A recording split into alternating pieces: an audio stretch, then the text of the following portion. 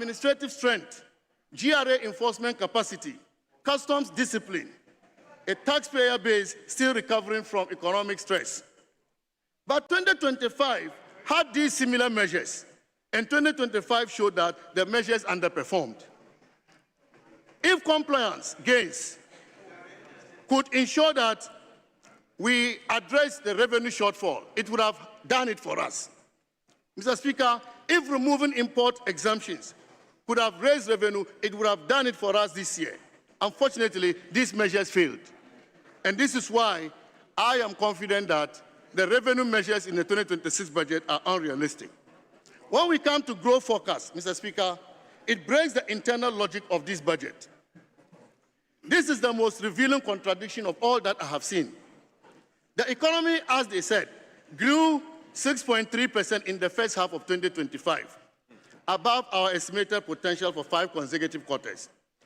But, Mr. Speaker, under normal forecasting logic, strong first-year half-year growth should lead to strong full-year growth. If you have a strong growth in the first half year, it should lead to stronger full-year growth. Mr. Speaker, and strong full-year growth should lead to growth momentum in the next year, in the following year. But what do we see? 2025 growth, according to them, the 2025 will end with 4.8%, and 2026 growth projected to be 4.8%. Where is the momentum? Where is the momentum? The mass does not match the message, Mr. Speaker, because what it means is that the minister is telling us that the economy is surging today, but the budget expects the economy to suddenly lose momentum next year. At the same time, they are telling Ghanaians that this budget has introduced transformational policies. Where are those transformational policies? And your growth is anemic for next year, 4.8, the same as this year. This is not economic management, Mr. Speaker. Mr. Speaker, you cannot, NDC, you cannot Honourable Member, conclude. You cannot claim that the economy is recovering strongly. You are rolling out growth measures. Revenue will surge, and yet growth will fall from 6.3% to 4.8%. There is no macroeconomic logic that supports this.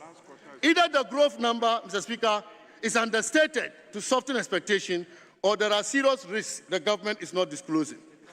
Mr. Speaker, to conclude, let me say that this 2026 budget is not realistic. It cannot provide growth, it cannot provide jobs. Revenue has not been properly pursued. Mr. Speaker, compliance has not been achieved. Growth cannot be justified.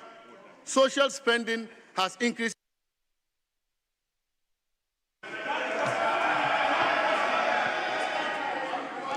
Honourable Member, your time is up. Honourable Members, order. Honourable Members, I will proceed to give the floor to Honourable Cletus Seydou Dapila. You have 15 minutes. Thank you so much, Mr. Speaker, for the opportunity given to me to comment on the budget statement presented to this House by the Finance Minister, the Honourable Kessel Atoba Forson. Mr. Speaker, I'm surprised the former Finance Minister is talking the way he's talking, because the former head of the economic management team, Dr. Mahmoud Bawumia, has already apologized to Ghanaians for the mess that they've caused this country. So I think if the chairman of the economic management team if he apologized to Ghanaians for the 8 years mess, I'm surprised that he is talking the way he's talking.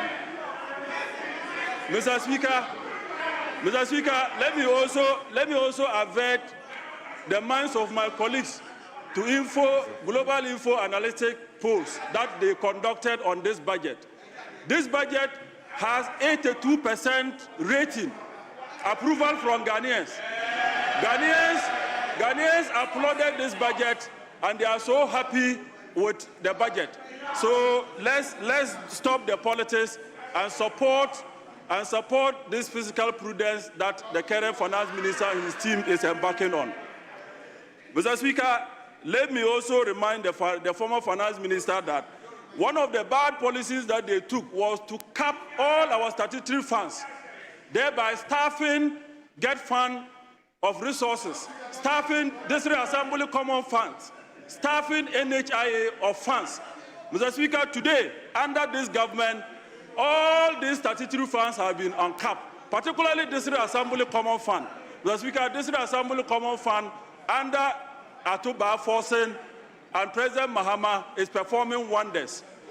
80% of common fund is being sent to the district assemblies. Mr. Speaker, if you want to develop this country, it is not for anything that the local government concern was created. Mr. Speaker, it was created to send development to the doorsteps of the people. And you came in 2017, and one of the bad decisions you took with your 169 was to cap this fund, thereby starving the local assemblies of development. Mr. Speaker, today, 80% of resources or money is sent to the assemblies for development. Mr. Speaker, today, when you go to the assemblies, you will see them, all the workers, the staff of assemblies across this country are smiling because they are working. They are happy that they have resources now to work. Mr. Speaker, let me also say that if you go to NHIA, Mr. Speaker, under your watch, every other day, you have service providers who were laying down their tools. They said they won't provide services because you couldn't pay service providers. Mr. Speaker, since we came, the whole of 2025 is a thing of the past. You won't hear any service provider saying that he was going on strike. They won't provide services to our people because finance is releasing resources or monies to NHIA, and they are also paying the service providers. Mr. Speaker, this is one of the achievements of this government. Mr. Speaker, let me also avert the mind of the former finance minister and my colleagues on the other side that from 2023, Get Fund, you could only do 1.8 billion because you capped the fund. 2024, you did 2.3 billion. 2025, when we came, we did 3.2 billion, and in 2026, we are doing 9.9 billion.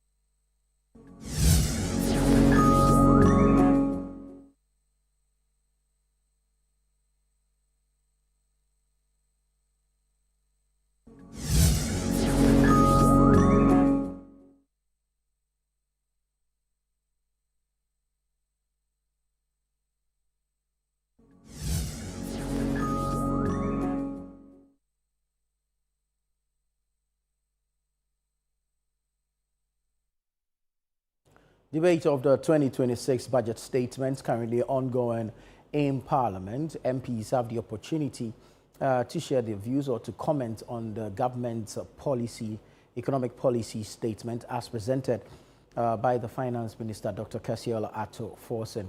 Now, you'd notice that different members of Parliament pick different sectors of the economy to speak to.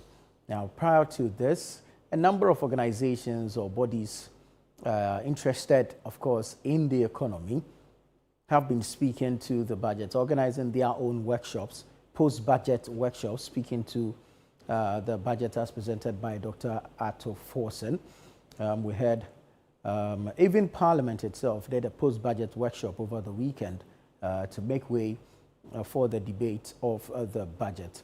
And so we'll be bringing you more from the members of the House on their positions on the budget statement of government, and of course what they make of it. And we'll hear the varying positions, the arguments that are made even for the motions, consequential motions in the budget.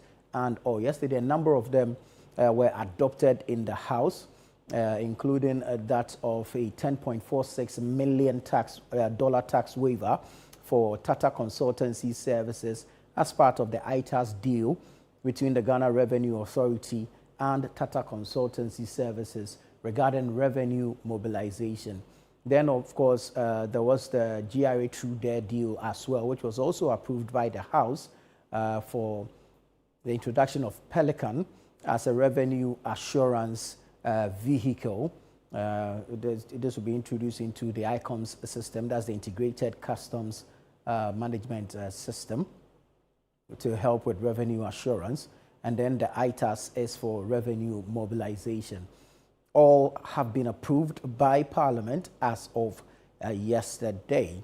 Today the debate continues, and a number of MPs are scheduled to speak to the budget as presented. Subsequently, the debate is expected to travel all the way through to somewhere next week, Wednesday, where leadership of the House will also present their viewpoints on the budget, and then, of course, a motion will be tabled before the House for the approval of the government's budget statement. This is Channel 1 Television. Stay with us. We'll take you back to Parliament to hear more from the MPs. But for now, we'll take a break. Do stay with us. We'll be right back.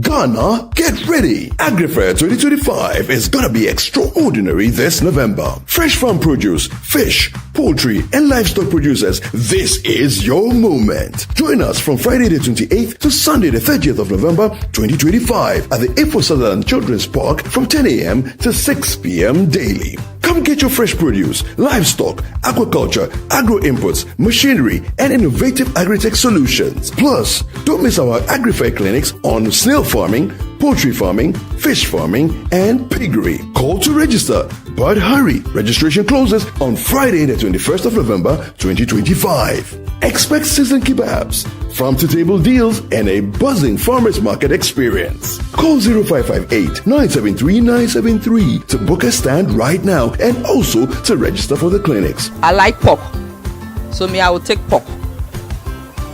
The protein ratio is 11.5. AgriFair 2025, where culture meets innovation. I must commend CTFM and Channel 1 TV for putting this together. My only wish is that it's done, twice a month, 3 times a month. I will say the fair has taken us beyond what we even imagined. Really? It has exposed us to the people of Accra.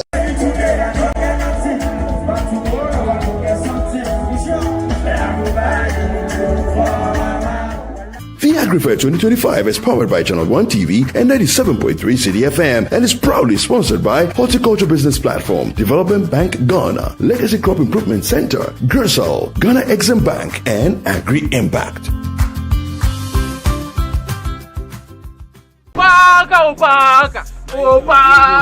See, the way I've been suffering here, finally God has listened to my prayers. Let me tell you something.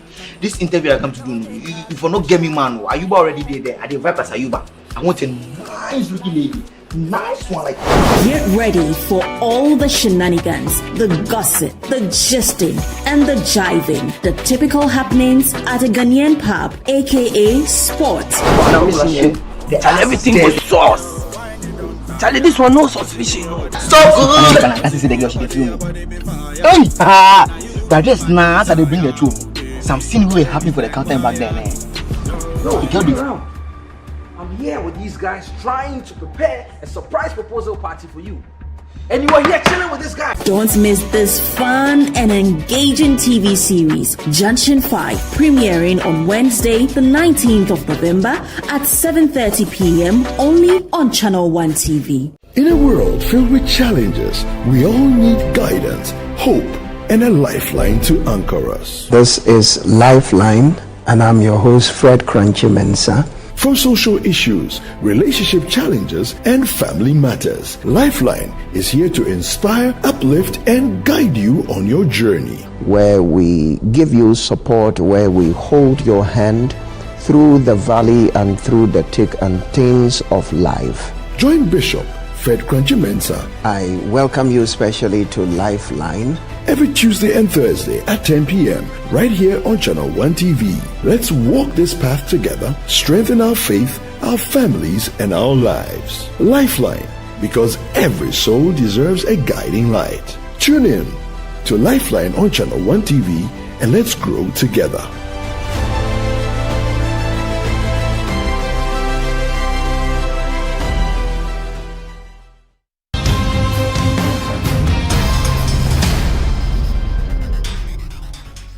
On Footprints this Friday, we continue our conversation with Bishop Ni Nabi Apiakai Takiaboy, the presiding bishop of Victory Bible Church International, who shares his story about his life and his 40-year journey leading the church. We have about 300 branches now.